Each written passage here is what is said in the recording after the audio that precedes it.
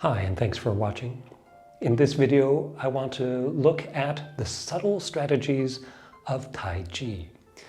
When I'm talking about subtle strategies, I'm talking about the characteristics that sort of underpin the training methods of the tradition, underpin the martial strategies and the way the techniques are done. So essentially, we're looking at the underlying spirit of the tradition or the philosophy of the tradition.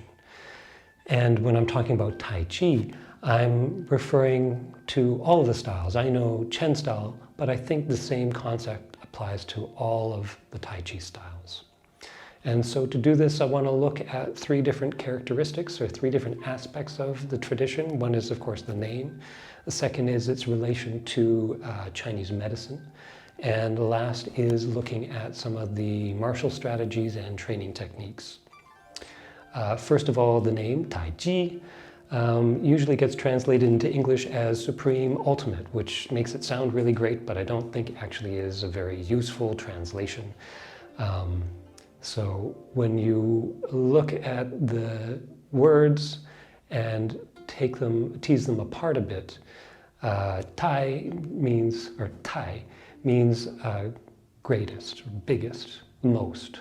Chi is a little bit harder to translate. It does refer to the furthest, so the ultimate, meaning the furthest you can go, but it has a connotation that's also related to the idea of a pole, like the North Pole, the South Pole. On a globe, if you're walking north and you head north, north, north, north until you get to the North Pole, you've gone as far as you can north. If you take one more step forward, which direction are you now going? Now you're going south. So everything changes at the pole, right? If you take a ball and you toss it up in the air, it goes up, and then it starts to come back down. But there's a moment at the very top, at the very apex, where it's neither moving up or down. It's at that moment where if you can find that still point, then it takes very little effort to change the direction, the trajectory of that ball. So these are the idea that I think relate more accurately to what Tai Chi is about. The origin of Tai Chi, they always say, is something where it took the martial traditions of the time and combined it with Chinese medicine and the idea of health cultivation. So this is in terms of cultivating the qi, the resilience of the body, the capability and potential of the body, and use that as the fundamental thing for the training and for the martial applications. I've said in other videos, this is that difference or that distinction to be made between fitness on one hand and health on the other. You can train your fitness, and this is what is done for most sports and actually for most external styles. And the starting point for the internal styles, including Tai Chi, is instead of that, it's a focus on health cultivation. And so that's why we see a difference in the training methods of the internal styles.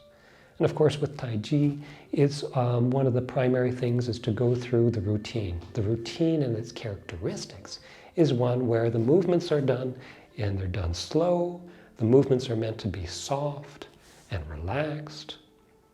But of course, especially with something like Chen style Tai Chi, it isn't entirely always slow and it isn't entirely and always soft. There are times where the movements happen in an explosive manner, and these moments happen and then transition back and forth.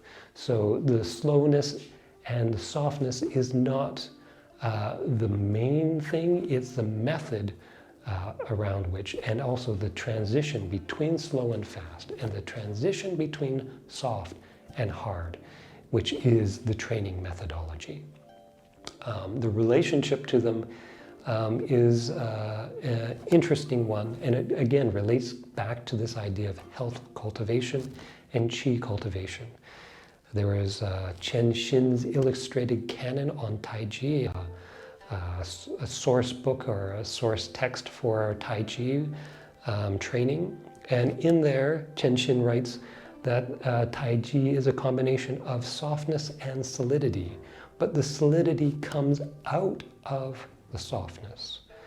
So this is that idea of using the health cultivation to build the potential and resilience of the body so that you can use that as your underlying foundation for everything that is built upon it. And then we look at the martial strategies. With the martial strategies of Tai Chi, there's an emphasis on yielding, right? Now, yielding is another word that we need to think about a little bit and define a little more precisely. Because yielding is something where from here, it's not retreating, it's not running away. At the same time, it's not from here just entirely giving up your center. Right? Yielding is something where from a point where, say, there's two people pushing against each other as a basic model of conflict, and then from there, with it being static. In this case, from here, two people pushing against each other, the conflict, the tension goes up, and what determines the outcome is basically who is stronger than the other, or who has more endurance, or who has a better footwear that allows them to push off the ground, something like that, right? With Tai Chi, the idea is from there, to yield means to take away the strength, not entirely, but just from one place. And then when you change or take the strength, then the conflict is broken. And the dynamic changes, and then there's a new situation, a new potential that arises. So this is one of those fundamental things which shows up through all of the characteristics of Tai Chi. And the way I summarize it is, I think the way to think about it is this concept of dissolving. When we're doing the movements, we want to dissolve, take away the stiffness out of the movements. Right? We want something where the movements flow without a rigid motion. To change from one posture to the next, we need to dissolve the tension in the body. In fact, the transition from one posture into the next posture is one from here that happens by dissolving. Right?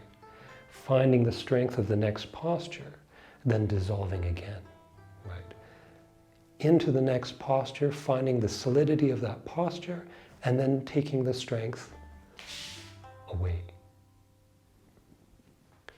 So dissolving is the principle to follow when we're looking at our tension, searching for tension in the body, when we're looking at the structure of the body, when we're looking for the transition from one posture to the next. But it's also the underpinning for resolving conflict, which is dissolving the conflict. And ultimately what this means, of course, is dissolving the ego. If we dissolve the ego that gets involved with the conflict, then what that allows is for the underlying spirit of Tai Chi to come through. So from the softness, from the dissolving, there arises a solidity. And solidity is a thing that ultimately is manifest through the Tai Chi practice. So I hope this information is helpful for you. Keep training, keep practicing. Take care.